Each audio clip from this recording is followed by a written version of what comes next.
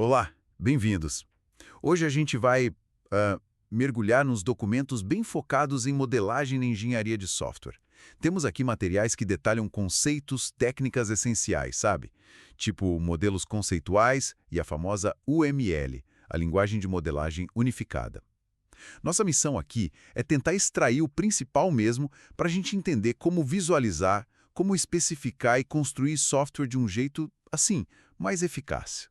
Para começar, então, o que exatamente é um modelo nesse contexto de software? Olha, de forma simples, o modelo é uma abstração.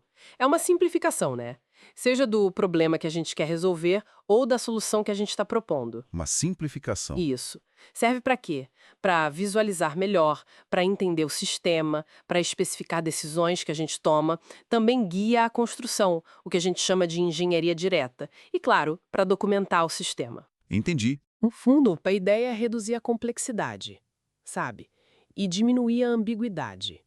Isso facilita muito a comunicação entre todo mundo. Cliente, analista, desenvolvedor. Faz todo sentido. E imagino que existam várias formas de fazer isso, de modelar. Os documentos que a gente tem aqui mencionam análise estruturada, diagrama de fluxo de dados, o DFD. Exato, existem várias abordagens. O DFD, por exemplo, ele foca muito no fluxo de dados, nas ações que vêm de fora do sistema, das entidades externas. Certo? Mas assim, hoje em dia, uma linguagem que se tornou muito difundida é a UML, a Unified Modeling Language. A UML. É, pensa nela como sei lá, um vocabulário visual padrão. A UML oferece diferentes visões do mesmo sistema, através de vários diagramas. Vários diagramas? Sim, tipo, casos de uso, para ver o que o sistema faz para o usuário. Diagrama de classes para estrutura. Sequência, para ver a ordem das interações. Atividades, componentes, cada um mostra um ângulo diferente. Bem completo, então. E os materiais falam de engenharia direta e reversa. Como isso se encaixa com os modelos? Isso, boa pergunta. A engenharia direta é quando você pega o modelo, tipo um diagrama UML, e usa ele para gerar o código ou pelo menos para guiar muito de perto a escrita desse código. Do modelo para o código. Exato. E a engenharia reversa é o caminho inverso. Você pega um código que já existe e tenta recriar um modelo a partir dele. Ah, interessante. Mas funciona bem? É útil, mas geralmente tem perda de informação, sabe? A intenção original do design às vezes se perde no código. E um ponto importante: nem sempre o modelo precisa ser um blueprint, uma planta super detalhada. Ah, não. Não. Especialmente em métodos ágeis, muitas vezes um modelo é mais um esboço rápido.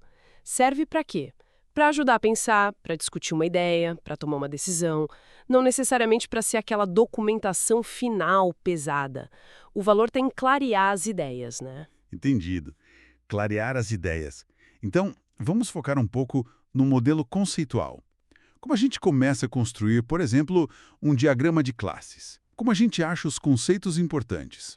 Olha, o ponto de partida são sempre os requisitos, ou os casos de uso ou as histórias de usuário, depende da abordagem. A gente procura o quê? Substantivos que se repetem. Substantivos. Sim, eles geralmente indicam termos importantes do negócio, sabe? Ou então fontes e destinos de dados. Tem até uma técnica, a heurística de Ebert, que ajuda nisso. Heurística de Ebert.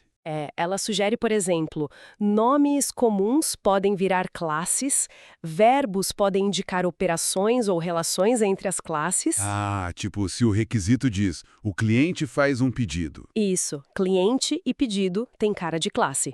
Faz pode ser uma operação ou uma ligação entre eles.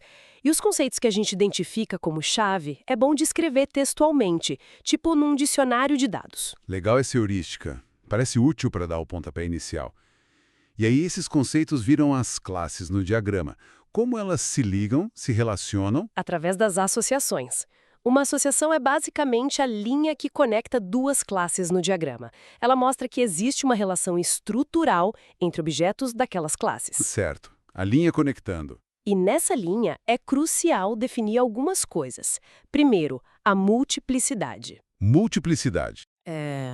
Quantos objetos de uma classe se conectam com quantos da outra? Tipo, um oficial pode escrever zero ou muitas notificações. Isso é a multiplicidade. Um para zero. Entendi. Um para muitos, zero para um. Exato. Às vezes a gente também coloca um rótulo, um nome para associação, se precisar ficar mais claro. E também papéis, que descrevem qual a função de cada classe naquela relação específica. Faz sentido. Mas, um cuidado importante. Não sair criando associação para tudo, senão o modelo fica poluído, confuso. Só as relações realmente relevantes. Certo, evitar poluição. E os documentos também falam de agregação e composição. São tipos de associação, né? São tipos especiais, sim. Representam aquela relação todo-parte. Sabe quando uma classe é composta por outras ou agrega outras? Uhum. A composição, que a gente desenha com um losango preto, é a mais forte. A parte depende totalmente do todo para existir. Pensa num motor dentro de um veículo. O motor só faz sentido ali. Ok, dependência forte. Já a agregação com um losango branco é mais fraca. A parte pode existir sozinha. Tipo, um jogador pode existir mesmo sem estar numa equipe naquele momento. Ah, entendi a diferença. Mas, se ficar na dúvida entre agregação, composição ou associação simples, a dica é: usa a associação comum, a mais simples. Complica menos. Boa dica. E a famosa herança? Ou generalização e especialização, como chamam também. A herança. Ela serve para a gente organizar as classes numa hierarquia, sabe? Para evitar repetir coisas. A subclasse herda o que está definido na superclasse. Reutilização, então? Exato, reutiliza a especificação. Mas atenção, herança não é uma associação comum. Ela define uma relação, é um tipo de. Tipo, cachorro é um tipo de animal. É diferente da associação, que é mais tem um ou se relaciona com. Entendi a diferença. É um tipo de versus tem um. E falando nisso, tem um princípio de design bem importante que diz pra gente preferir composição ou agregação à herança. Preferir tem um a é um tipo de. Por quê? Geralmente, usar composição ou agregação deixa o sistema mais flexível, com menos acoplamento. Fica mais fácil mudar uma parte sem quebrar outra. Facilita a evolução do software, sabe? Nossa, essa dica de preferir composição parece simples, mas o impacto a longo prazo deve ser grande, né? E para detalhar as classes em si, como ficam os atributos? Atributos são as propriedades dos objetos daquela classe. Tipo, um cliente tem nome, CPF e endereço. Na fase de análise, a gente foca nos atributos mais importantes para o negócio. Só os mais importantes no começo? Muitos detalhes como o tipo exato do dado, se é texto, número, data ou a visibilidade, público, privado, isso geralmente a gente define depois na fase de design, mais perto do código. Ok. Uma dúvida comum é, isso aqui é um atributo ou deveria ser outra classe ligada por associação? A regra geral é, se há uma relação estrutural entre dois conceitos, é melhor modelar como associação, não colocar, tipo, o objeto endereço inteiro como um atributo dentro do cliente. Entendi. Melhor associar as classes. Isso. E tem a navegabilidade também, aquela setinha na ponta da associação. Ela indica qual classe conhece a outra, qual vai ter a referência para outra no código. Certo. Indica a direção da dependência, de certa forma. Exatamente. Para a gente ter uma visão mais ampla do que a UML oferece, os materiais mencionam rapidinho pacotes, componentes. Sim, são outros elementos importantes. Pacotes são como pastas, né? Servem para organizar um modelo. Imagina um sistema grande, sem pacote, vira uma bagunça. Organização. Componentes já representam partes maiores, blocos funcionais do sistema, tipo peças de Lego que se encaixam. Eles têm interfaces bem definidas. Interfaces. As interfaces são como contratos. Elas dizem o que um componente oferece e o que ele precisa para funcionar, como ele interage com os outros. E para fechar, os diagramas de implantação mostram como esses componentes vão ser distribuídos no hardware, nos servidores, nos dispositivos. Uau, quanta coisa! Mas, olha, fica bem claro como a modelagem e a UML como ferramenta ajuda a gente a organizar o pensamento, a comunicação, a construir software de um jeito mais estruturado. Vimos desde o que é um modelo até os detalhes dos relacionamentos, atributos. Exatamente. Modelar é, no fundo, uma forma de lidar com a complexidade que é inerente ao desenvolvimento de software. É colocar ordem no caos, né? Perfeito. Agora, na sessão, Reuso e padrões de projeto. Isso. E aqui a gente entra num dilema bem conhecido, né? Como é que a gente reutiliza código do jeito certo? É, a herança parece o caminho mais óbvio. Aquela relação é um. Exato. Mas olha, nem sempre é a melhor saída. Lembra do princípio da substituição de Liskov?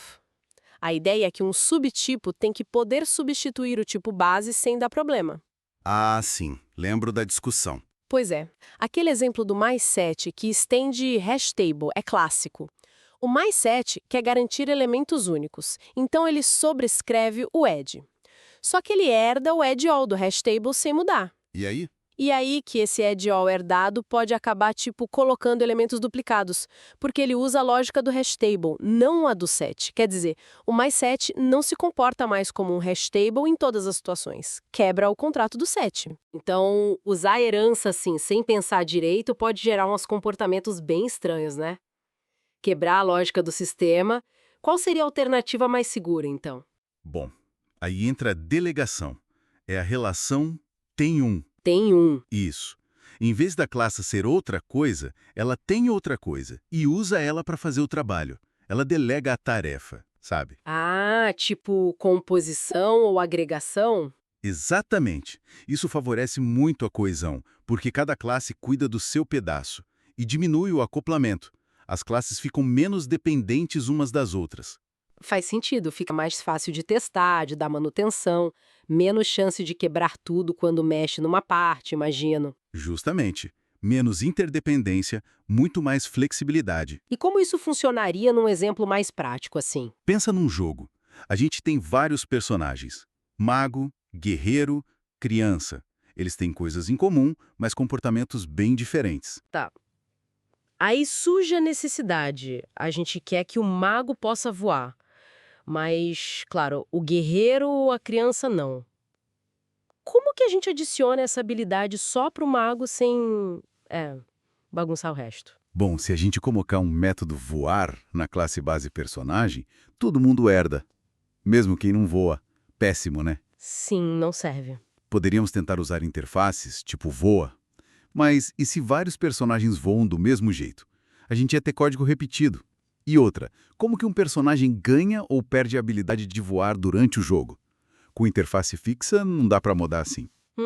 Verdade. As soluções mais óbvias têm essas armadilhas. Qual a abordagem mais robusta, então? O segredo é, separa o que varia. Nesse caso, os comportamentos. Voar, andar, lutar. Encapsula cada um deles. E aí vem o princípio. Programe para interfaces, não para implementações concretas. Ok. Como assim? A classe personagem não vai ter um método voar, direto. Em vez disso, ela vai ter um atributo tipo comportamento voo, que é do tipo de uma interface, comportamento voo. Ah, Então, o personagem tem um comportamento de voo. Ele não é algo que voa, sacou? exatamente. Aí, quando a gente cria um mago, a gente dá para esse atributo, comportamento voo, uma instância concreta, tipo voo com magia. Legal. E o melhor, se durante o jogo o mago, sei lá, perde os poderes, a gente pode trocar essa instância por uma não voa. Ou, se ele acha umas botas mágicas, a gente troca por voo com botas. Tudo em tempo de execução, sem precisar mexer na classe mago ou personagem. A flexibilidade é enorme. Nossa, essa capacidade de trocar o algoritmo assim no meio do jogo é muito poderosa. E essa técnica toda, ela tem um nome específico, né? Tem sim. Essa abordagem de encapsular uma família de algoritmos e deixar eles intercambiáveis, isso é a essência do padrão de projeto Strategy. Strategy. Boa. Já que a gente entrou em padrões, é bom lembrar o que é um design pattern, né? É basicamente uma solução conhecida, documentada, para o problema de design que aparece direto. Ele sempre tem um nome, descreve o problema, a solução, como as classes e objetos se organizam, e as consequências, tipo as vantagens e desvantagens de usar. Entendi o strategy. Mas e outros problemas comuns? Tipo, quando um objeto precisa avisar vários outros que alguma coisa mudou, mas sem que eles precisem se conhecer diretamente, como faz? Ah, esse é o cenário perfeito para o padrão Observer. Imagina uma estação meteorológica, que é o subject, o sujeito, E vários painéis diferentes, os observers, mostrando os dados dela. Um no celular, outro num site, sei lá. Uhum. Quando a temperatura muda lá na estação, ela avisa automaticamente todos os painéis que estão registrados para receber notícia. E o mais legal, a estação não precisa saber como cada painel funciona. O ganho principal é o desacoplamento. A gente pode adicionar ou tirar painéis sem ter que mexer na estação. Bem útil mesmo, principalmente para a interface gráfica ou sistema de notificação, né? E tem algum padrão para controlar a criação de objetos? Tipo, garantir que só exista uma instância de uma classe específica? Tem sim, esse é o famoso singleton. O objetivo dele é exatamente esse, garantir que uma classe tenha só uma instância e dar um jeito de todo mundo acessar essa instância única. E para que serve isso, na prática? Para gerenciar recursos que são únicos ou compartilhados. Pense em configurações da aplicação, conexão com banco de dados, um serviço de log. Coisas que só pode ter um para não dar inconsistência. A receita básica é construtor privado, para ninguém sair criando instância por aí, e um método estático, tipo getInstance, que controla o acesso e devolve sempre a mesma instância. Interessante. Mas ter esse ponto de acesso global, isso não pode acabar criando umas dependências meio escondidas ou complicar na hora de testar? Pode sim. É uma das críticas que fazem a um singleton, especialmente se usado sem muito critério. Como todo padrão, ele resolve um problema, mas tem suas consequências. Tem que usar com cuidado. Entendi. E todos esses padrões, na verdade, eles meio que se encaixam em princípios de design mais gerais, como os princípios SOLD, sabe? Ah, sim. Responsabilidade única, aberto-fechado, Liskov, segregação de interfaces e inversão de dependência. São diretrizes para um código mais fácil de manter e mais flexível, né? Exatamente. E além do Solid, tem outra coisa importante que é a integridade conceitual. Integridade conceitual, que seria isso? É a ideia de que o sistema tem que ser coerente, consistente. Funcionalidades que são parecidas devem funcionar de um jeito parecido. Isso deixa o sistema mais previsível, mais fácil de aprender a usar, tanto para o usuário final quanto para outros desenvolvedores que vão mexer no código. Evita aquela sensação de que cada parte foi feita de um jeito diferente, sabe? Aquela colcha de retalhos. Faz todo sentido. Bom, então, resumindo um pouco, é fundamental pensar na evolução do software desde o começo. Parece que favorecer a composição, o tem um, em vez da herança, o é um, e usar esses padrões como Strategy, Observer, Singleton, ajuda muito a criar sistemas que são mais flexíveis, mais coesos e com menos acoplamento entre as partes. Exatamente. E aí fica uma provocação para a gente pensar, né? Se a gente aceita que quase tudo no software pode mudar, e geralmente muda mesmo, como que aplicar esses padrões e princípios de forma consciente pode transformar não só o código em si, mas a própria capacidade da equipe de responder rápido e bem às futuras demandas, aquelas que a gente nem imagina ainda. Agora, na seção Princípios de Projeto, temos um material interessante aqui sobre propriedades e diretrizes, né? Aquelas coisas essenciais para construir software de qualidade. Vamos dar uma olhada nisso? Sim, sim. Entender essas propriedades, tipo integridade conceitual, ocultamento de informação, coesão, acoplamento, é quase como ter um mapa para um bom design, sabe? São os fundamentos mesmo. Certo. Começando pela integridade conceitual. A ideia é ter consistência, né? Para não parecer, sei lá, uma coxa de retalhos. Exato. Por exemplo, usar sempre o mesmo nome sair nos botões ou manter um padrão no código, tipo nota total e nota média. Mas isso precisa ser super rígido? Olha, é um equilíbrio, claro. Mas a consistência ajuda demais no entendimento, no uso, e isso vale para tudo, né? Interface, arquitetura. Entendi. Ignorar isso acaba levando a sistemas confusos, difíceis de aprender e, ligado a isso, tem o ocultamento de informação. Aquela ideia de que cada parte esconde seus detalhes internos. Ah, sim. Como naquele exemplo do estacionamento, que não expõe a hashtag lá dentro. Isso. Ele só oferece os métodos tipo estacionar veículo e se a implementação mudar por dentro, quem usa a classe nem fica sabendo. É como não deixar o cliente ir lá na cabine mexer nos livros, né? Perfeito, a analogia é ótima. Essa interface pública fica estável e protege o resto do sistema das mudanças internas. Isso é vital para a manutenção, né? Daí a gente chega na coesão, um módulo com um propósito bem claro, único. Tipo uma classe pilha que só cuida da pilha mesmo. Push, pop, essas coisas. O contrário seria, sei lá, misturar cálculo e impressão de um índice na mesma classe. Isso parece complicado. Sem dúvida. É um convite a problemas. Essa mistura de responsabilidades dificulta muito a mudança, o teste e, por fim, o acoplamento, a dependência entre os módulos. Certo. Algum nível sempre vai ter, é inevitável, mas o excesso, especialmente aquele acoplamento ruim, é onde mora o perigo. E que seria um exemplo desse acoplamento ruim? Talvez uma classe A que lê um arquivo que a classe B grava sem ter um contrato claro entre elas. Exatamente. Aí se B muda o formato do arquivo. A classe A quebra. E às vezes silenciosamente, o que é pior. Isso cria uma dependência super frágil, escondida. O ideal é sempre depender via interfaces bem definidas e estáveis. Entendi. Então, a meta é clara: maximizar a coesão dentro de cada módulo e minimizar o acoplamento entre eles, para evitar aquele efeito dominó quando alguma coisa muda. Ok, beleza. Essas são as propriedades que a gente quer.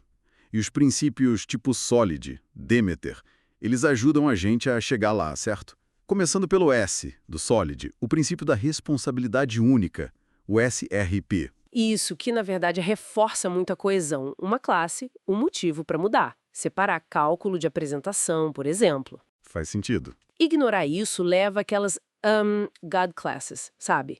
Enormes, frágeis, um pesadelo para dar manutenção. Imagino. E o I, segregação de interfaces. ISP.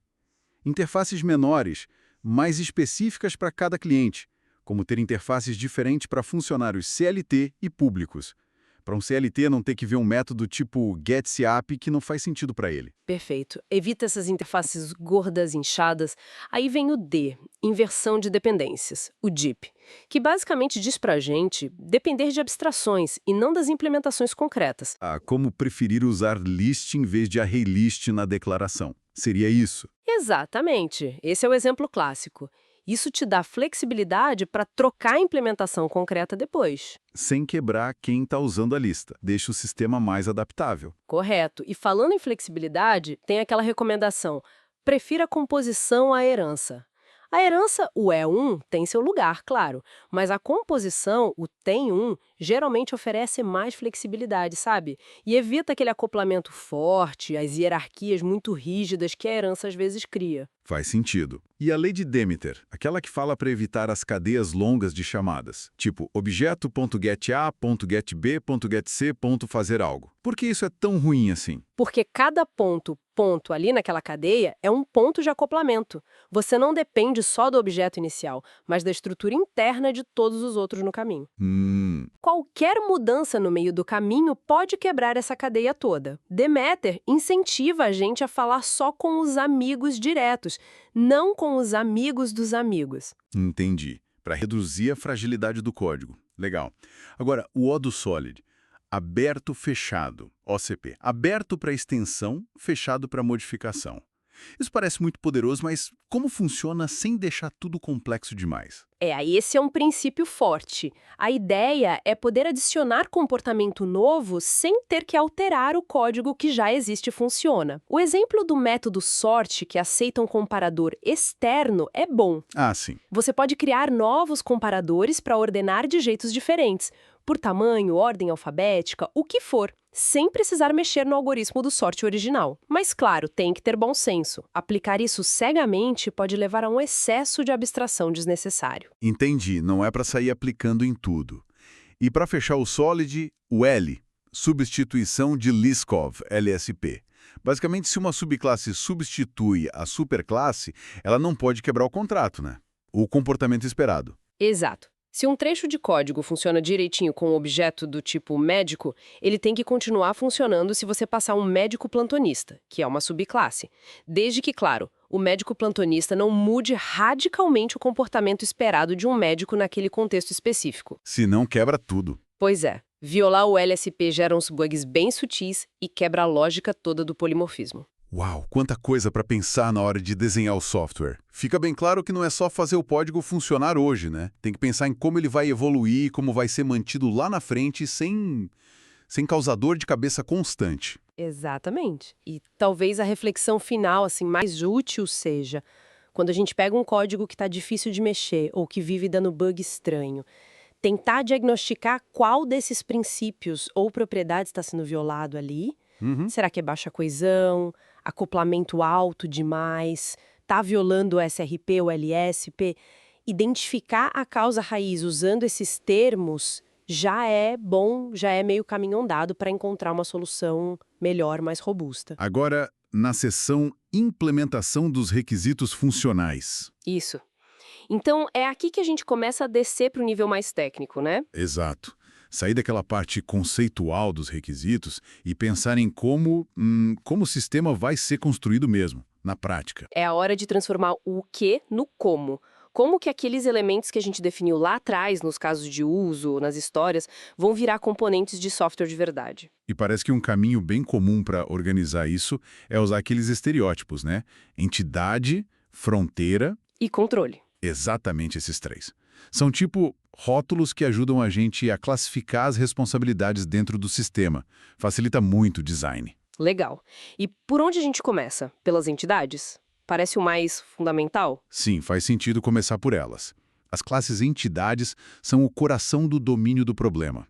Elas representam os conceitos principais que o sistema manipula, sabe? Tipo, os dados mesmo. Cliente, pedido, essas coisas. Isso. No exemplo do sistema Friend, seria o incident, o field officer, o dispatcher, o emergency report. São as informações centrais. Podem ser persistentes, ou seja, salvas num banco, ou não. E como identificar essas entidades lá nos requisitos? Tem alguma dica? Ah, tem sim. Uma boa heurística é procurar os substantivos que aparecem muito, sabe? Ou pensar nas coisas do mundo real que o sistema precisa acompanhar, gerenciar. E é importante manter o modelo limpo nessa fase, focado só nesses conceitos mesmo, sem misturar com tela, botão. Entendi. Manter o foco no domínio.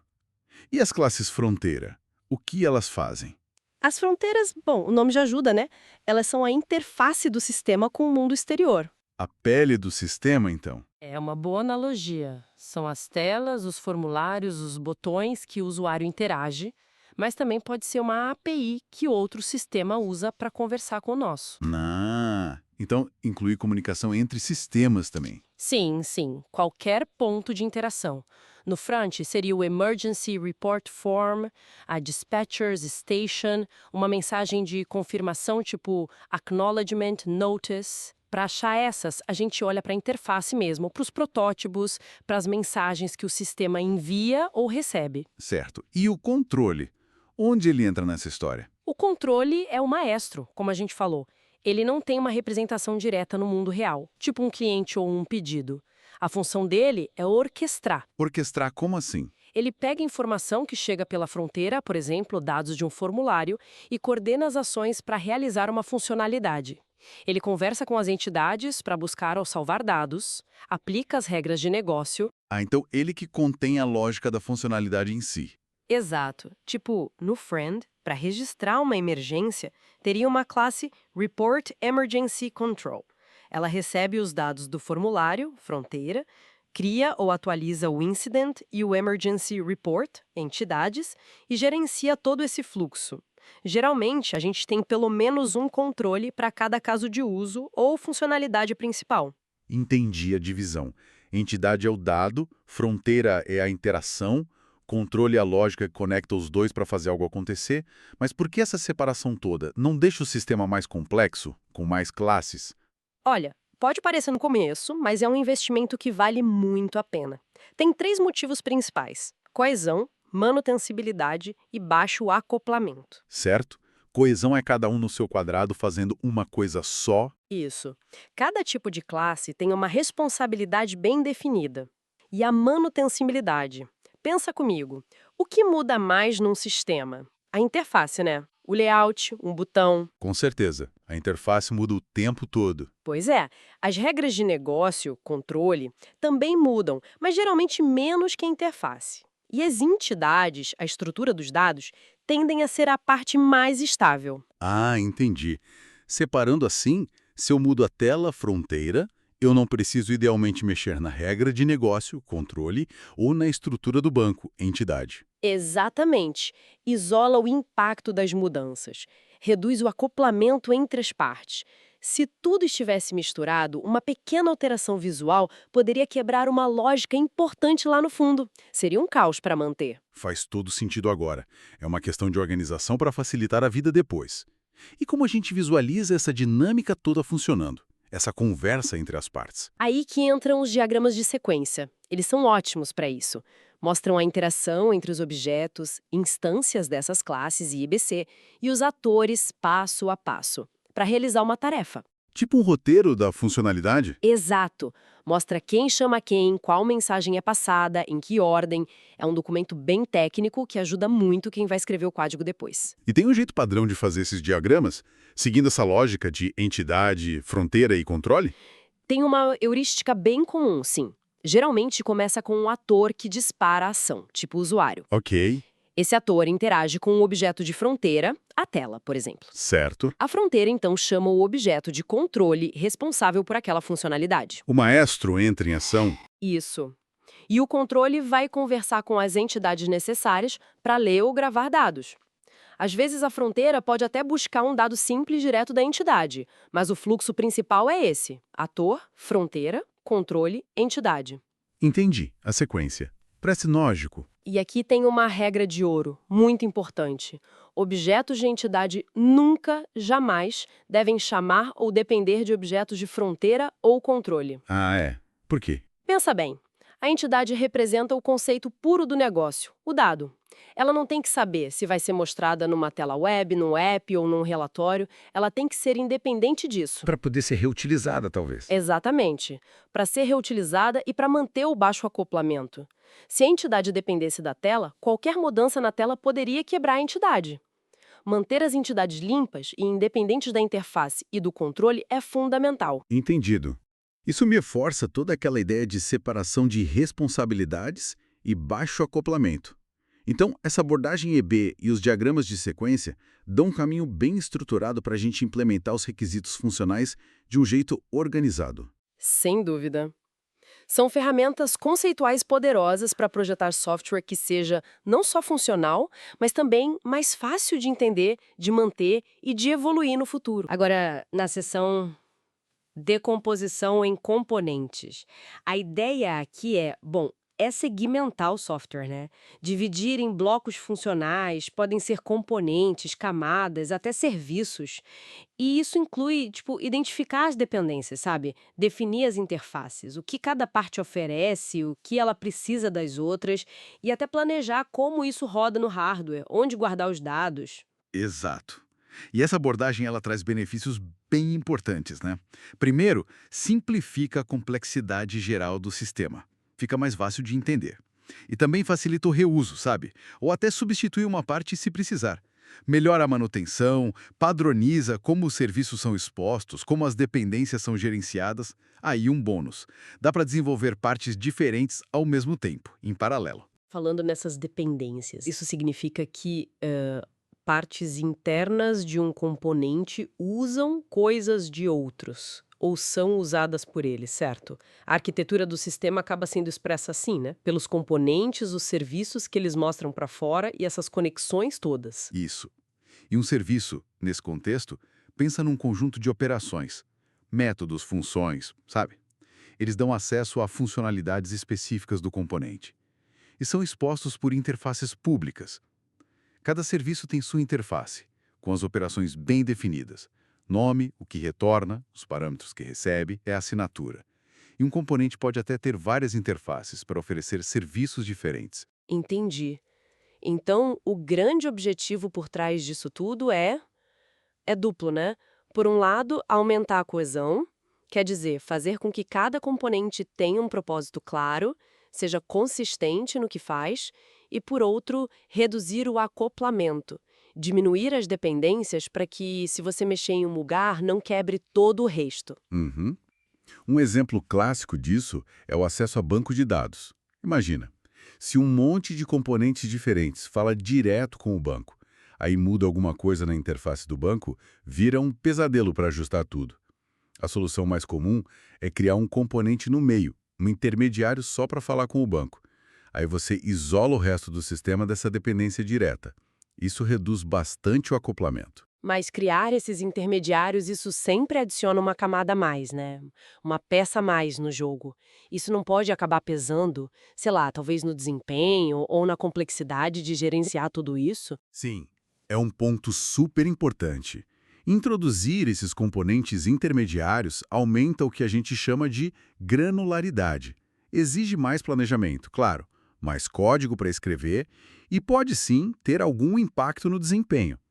A chave aqui é o equilíbrio, sabe? O foco tem que ser nos ganhos de organização, na redução real das dependências, na facilidade de evoluir e manter o sistema. Não adianta sair criando componentes minúsculos para tudo se não tiver um benefício claro, né? Evitar granularidade excessiva sem necessidade. E para ajudar nessas decisões, nessas escolhas, é que entram os estilos e padrões arquiteturais, que funcionam meio como um catálogo de boas práticas. Exatamente. São como pontos de partida, soluções que já funcionaram para problemas que aparecem sempre, começando pelos mais conhecidos, talvez, o estilo cliente-servidor. Aqui, os servidores oferecem serviços e os clientes consomem esses serviços. Geralmente pela rede, né? Requisições remotas. Uma característica importante. A dependência é só num sentido. O cliente depende do servidor, mas o servidor não precisa conhecer os clientes específicos. Já o peer-to-peer é mais distribuído, né? Cada nó, cada máquina pode ser tanto cliente quanto servidor ao mesmo tempo. É mais flexível, mas, nossa, bem mais complexo de gerenciar. Tem desafios como deadlocks, a rede mudando o tempo todo, a dependência aqui vai para os dois lados. Outro estilo fundamental é a arquitetura em camadas. Os componentes são organizados numa hierarquia. Uma camada só interage com a camada logo abaixo dela. Isso ajuda muito a lidar com sistemas heterogêneos, com partes diferentes, e a abstrair complexidades. Você não precisa saber os detalhes da camada inferior. O cuidado é não exagerar. Muitas camadas podem gerar um overhead, uma lentidão desnecessária. E dentro dessa ideia de camadas, existem padrões mais específicos, né? Como a clássica arquitetura de 3 camadas, que separa em interface com o usuário, as telas, formulários, a lógica da aplicação, onde ficam as regras de negócio, o processamento mesmo, e o armazenamento, o banco de dados, a persistência. Isso. E o famoso MVC, Model View Controller. É um padrão muito usado, especialmente em interfaces gráficas. O model guarda os dados. A View é responsável por apresentar esses dados para o usuário. E o controller gerencia a interação, o fluxo e chama a lógica de negócio. Uma coisa legal do MVC é a notificação. Quando o model, os dados, muda, as views que estão mostrando aqueles dados são avisadas para se atualizarem. É o padrão Observer em ação. Isso é ótimo para ter várias visualizações diferentes do mesmo dado, por exemplo. E como isso se traduz para o mundo da web? O MVC foi adaptado, né? Sim, bastante. Na web, é comum a view rodar lá no navegador do usuário, HTML, CSS, JavaScript, o controller fica no servidor, recebendo as requisições do navegador e orquestrando as ações. E o model geralmente é o banco de dados, ou um serviço que acessa os dados. Mais recentemente, com as SPAs, as Single Page Applications, muita lógica que antes era do servidor veio para o navegador também. Isso reduz a necessidade de recarregar a página inteira a cada interação, diminuindo a latência, deixando a experiência mais fluida. E contrastando com tudo isso, tem a arquitetura monolítica, onde está tudo junto, né? Num único processo gigante. Funciona, claro, mas tem limitações. Para escalar, você tem que replicar o sistema inteiro. E o processo de atualização, de deploy, costuma ser mais centralizado, mais lento, mais burocrático, dificulta o CI/CD, a integração e entrega contínuas, que hoje são tão importantes para a agilidade. Exato. E para lidar com essas limitações, surgiram as arquiteturas orientadas a serviços. A SOA, a arquitetura orientada a serviços, foi uma das primeiras. A ideia é ter componentes reutilizáveis que oferecem serviços pela rede, usando interfaces bem padronizadas. Muitas vezes a SOA usa um middleware, uma peça central chamada ESB. Enterprise Service Bus, para ajudar a orquestrar essa comunicação toda entre os serviços. E os microserviços, que a gente ouve falar tanto hoje em dia. Os microserviços são, tipo assim, uma evolução da SOA. Levam a ideia de componentes a um nível mais granular. São componentes bem pequenos, super especializados, cada um fazendo uma única coisa e fazendo bem. As grandes vantagens são escalabilidade granular, você escala só o serviço que precisa, baixo impacto de mudanças, mexer num serviço raramente quebra outro, CI/CD muito facilitado, autonomia para os times de desenvolvimento e permite até usar tecnologias diferentes para cada microserviço. Mas, claro, tem seus desafios. Quais seriam os principais cuidados? Principalmente a gestão dos dados. Como cada microserviço pode ter seu próprio banco, você tem que evitar acoplamento direto nos dados, usar interfaces. E gerenciar transações que envolvem múltiplos serviços pode ser complexo. Talvez não seja a melhor escolha para sistemas com transações distribuídas muito complexas ou onde a latência entre serviços é um fator crítico. Entendi. Além desses que a gente falou, existem outros estilos talvez mais focados na comunicação e no fluxo de dados? Sim, sim. Tem a arquitetura orientada a mensagens, por exemplo. A comunicação é assíncrona, geralmente usando filas, um broker no meio. Isso desacopla totalmente quem envia de quem recebe, no tempo e no espaço. O Publish Subscribe é meio que um refinamento disso, ótimo para quando você tem um evento e vários interessados precisam ser notificados. Modelo de publicar, assinar e notificar. E tem também o estilo Pipes e Filtros. Esse é mais para processar fluxos de dados em etapas. Cada filtro faz um processamento e os pipes conectam eles em sequência. Pensa em comandos de terminal ou processamento de imagem. E no extremo oposto de ter uma arquitetura bem pensada, existe o antipadrão, né? O tal do Big Ball of Mud. Sim, a grande bola de lama. É aquele sistema que cresceu sem uma arquitetura clara, onde tudo depende de tudo. Uma bagunça difícil de entender, de manter, de evoluir. É o que a gente tenta evitar com todas essas técnicas de decomposição. Para fechar, um ponto que às vezes fica esquecido, mas é crucial. O projeto da implantação. Fundamental. Não adianta ter uma arquitetura linda no papel se você não pensar em como ela vai rodar de verdade. O projeto da implantação define como esses componentes todos vão ser distribuídos e configurados no hardware físico ou em máquinas virtuais, containers, na nuvem.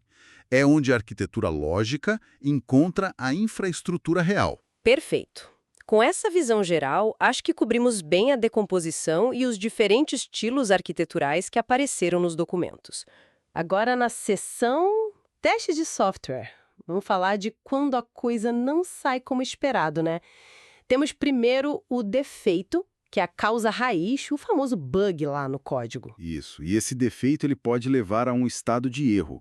É uma condição interna ali, meio instável. E no final, o que o usuário vê é a falha, aquele desvio do que o software deveria fazer. Exatamente. E para lidar com isso, basicamente, são 3 caminhos, né? A prevenção. Tentar nem deixar o defeito entrar. Isso, com boas práticas, revisões, gestão de configuração, esse tipo de coisa.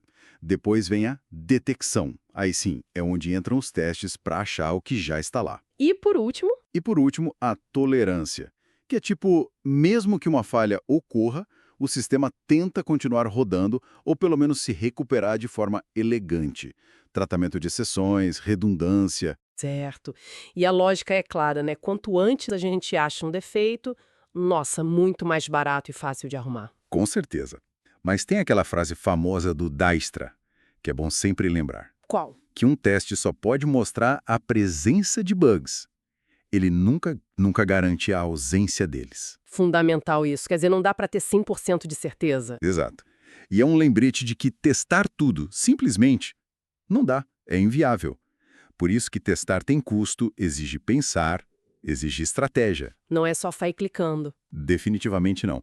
Tem que definir objetivo, priorizar o que é mais crítico, o que traz mais risco. E é aí que entra o tal do projeto de testes, imagino. Como funciona isso na prática? Então, o projeto de testes é onde a gente planeja o que testar, quando, como.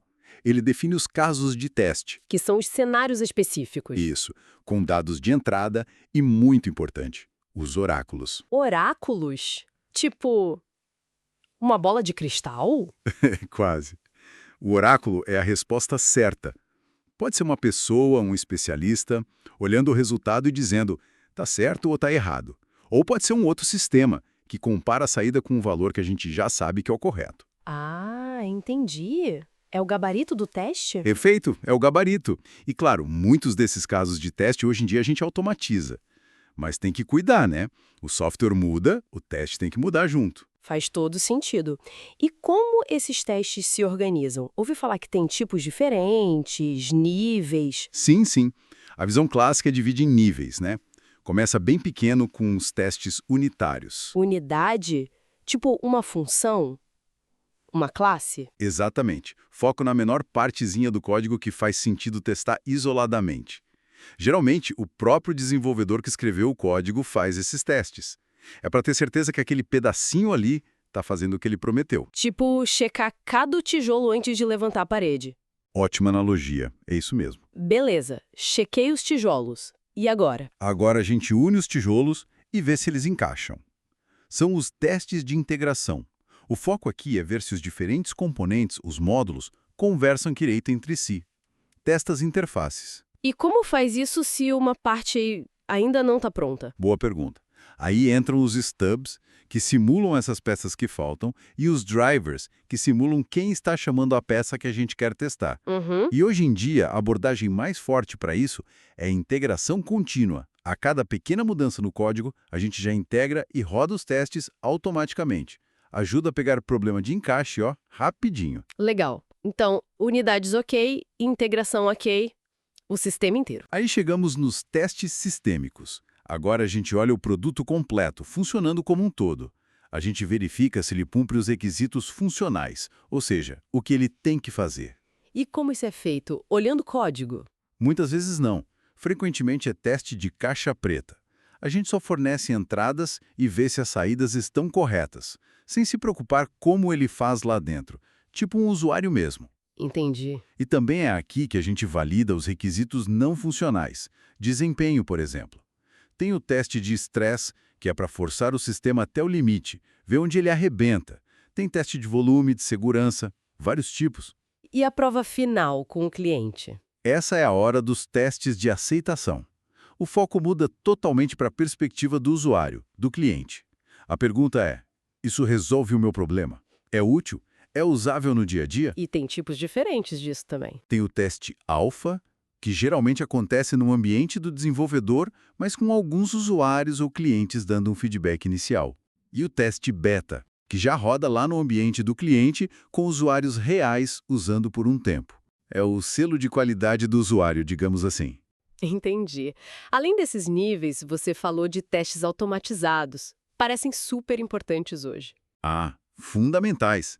Testes automatizados são scripts que rodam sozinhos e verificam as coisas. São eles que permitem o reteste rápido. Sem eles, integração contínua seria bem difícil. E tem aquela abordagem TDD, né? Que inverte a lógica. Isso, o Test Driven Development, ou desenvolvimento orientado por testes. A ideia é, escreve o teste primeiro. Um teste que vai falhar, claro, porque o código ainda não existe. Aí você escreve o mínimo de código para fazer aquele teste passar e depois refatora, melhora. É um ciclo. Código sozinha, procurando por padrões problemáticos. Ou pode ser revisão por pares, o famoso code review. Ou até mesmo pair programming, onde dois programadores trabalham juntos no mesmo código. Pega coisa diferente do que rodando o programa. Pega sim. Certos tipos de erro lógico, problemas de estilo, potenciais bugs. E o teste dinâmico é o que a gente geralmente pensa como teste. Rodar o programa e ver o que acontece. E nesse dinâmico dá para ser caixa preta, como você disse? Isso, o teste funcional, ou caixa preta, que foca no o que nas funcionalidades, entradas e saídas. Ou dá para olhar dentro? Exato. É o teste estrutural ou caixa branca. Aí sim a gente olha a lógica interna, os caminhos que o código percorre, as condições. Exige conhecer o código por dentro. As duas visões caixa preta e caixa branca são complementares, sabe? E tem várias técnicas para guiar isso. Teste exploratório, análise de valor limítrofe, classe de equivalência. Muita coisa. Você mencionou TDD. E aqueles outros? BDD, ATD. São, digamos, parentes ou evoluções. Enquanto o TDD é muito focado ali no desenvolvedor, no código, o BDD, Behavior Driven Development, e o ATDD, Acceptance Test Driven Development, tentam trazer mais gente para a conversa. Como assim? Um ponto que parece óbvio, mas é bom reforçar: a importância de ter testadores independentes. Porque o próprio desenvolvedor não pode testar? Pode e deve nos testes unitários, por exemplo. Mas é que a gente tende a ter um vício com o que a gente criou, né? Inconscientemente, pode acabar testando de um jeito que confirma que funciona e não que tenta quebrar. Faz sentido. Um olhar de fora pode pegar coisas que quem fez não vê. Exatamente. Um time ou pessoa focada em testar, em achar falhas, geralmente tem uma perspectiva diferente e encontra problemas que passariam batido. Nossa, cobrimos bastante coisa. Fica muito claro que testar não é uma coisinha só, é um universo essencial para a gente ter alguma confiança no software que usa, mesmo sabendo que nunca vai ser perfeito. E isso volta lá naquela ideia do Dijkster, né? Se testar só mostra que tem defeito, mas não prova que não tem. Como é que as equipes decidem que tá bom, que pode lançar? Boa pergunta. Que critérios eles usam? Que riscos eles aceitam correr?